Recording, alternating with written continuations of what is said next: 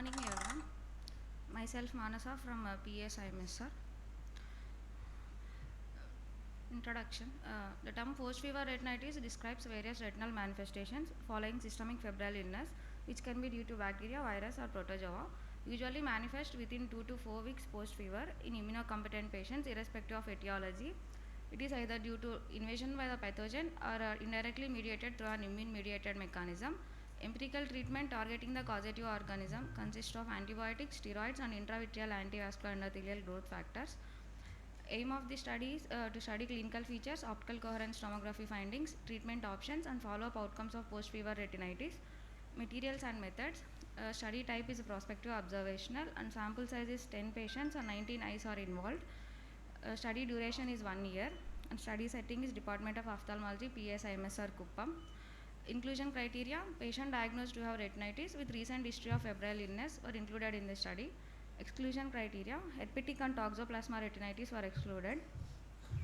Data collected on each patient include detailed history regarding onset of fever, associated rash, time of onset of ocular symptoms after febrile episode, treatment received before presenting to us, best corrected visual acuity, which is converted to logMAR best corrected visual acuity, and central foveal thickness, fundus examination, and standard systemic investigations. Among the standard systemic investigation results, HIV, VDRL, and HPSAG results were negative in all the patients. Vidal and dengue antibodies were positive in 6 and 4 cases respectively. The treatment protocol was individualized based on baseline clinical presentation, previous treatment received by the patient, and the clinical response of the patient.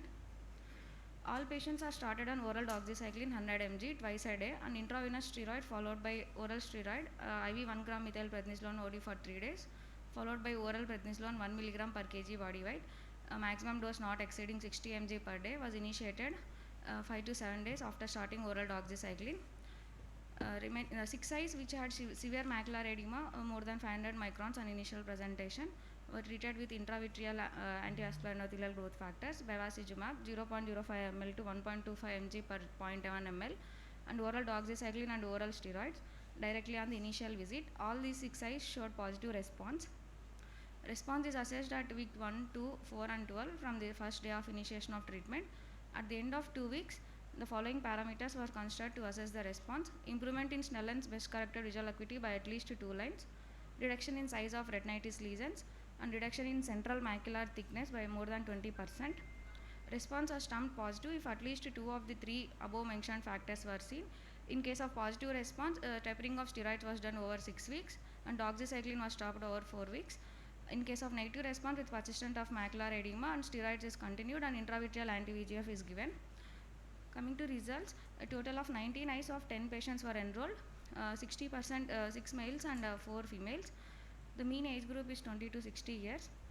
Counting fingers close to face and hand movements close to face were assigned the logMAR units of 1.85 and 2 respectively. The median baseline logMAR best corrected visual acuity was 1.30 with interquartile range of 0.8 to 1.8, and the median central foveal thickness was 423 microns with interquartile range of 182 to 555. Common fundus findings seen are whitish retinitis lesions seen in 100% of the cases, inflammatory retinal vessels in 89.5%, macular star in 15 eyes, and retinal hemorrhages in 12 eyes. OCT findings like neurosensory detachment in 15 eyes, intraretinal white dots in 12 eyes. On evaluating OCT features, 15.7%, 3 eyes, that is 3 eyes of patients had central foveal thickness less than 250 microns, and 10 eyes had central foveal thickness in the range of 250 to 500 microns, and 6 eyes had more than 500 microns. These are the fundus images showing the whitish retinitis lesions and the macular star, and OCT image showing the neurosensory detachment, and the scatter plot correlating the baseline best corrected visual acuity and the baseline central foveal thickness in microns, showing that higher the central foveal thickness was associated with poor best corrected visual acuity. Median best corrected visual acuity at the end of 12 weeks was 0.50. Attained Snellen's best corrected visual acuity of 6/12 or more, and 100% attained Snellen's visual acuity of 6/60 or more. At the end of 12 weeks, the median central foveal thickness was 223 microns, and there was a significant improvement in visual acuity and CFT overall. Discussion: the exact pathogenesis of post-fever retinitis is uncertain. Onset of ocular symptoms on an average of 4 weeks following an episode of fever, and inconclusive laboratory results in our study patients. point towards a possible immunological basis in the pathophysiology. Role of anti-VEGF in post-fever retinitis is gaining importance as there is rise in VEGF levels in post-fever retinitis due to findings like vascular involvement and presence of severe macular edema and inflammatory new vessel formation. Anti-VEGF may help in faster resolution of macular edema and thereby improving the final visual acuity. Conclusion, this study provides valuable insights into clinical presentation, fundus examination findings, OCT findings and treatment outcomes of post-fever retinitis. A combination of oral doxycycline and steroids as a treatment option showed improvement in best corrected visual acuity and central foveal thickness. Additional intravitreal antivascular endothelial growth factors help in faster visual recovery in patients presenting with severe macular edema at onset. Thank you. Thank you. What is the role of doxycycline and steroids in post-fever retinitis? Can you explain, elaborate? Possible bacterial etiology. Okay, so as an empirical treatment, we'll start on doxycycline.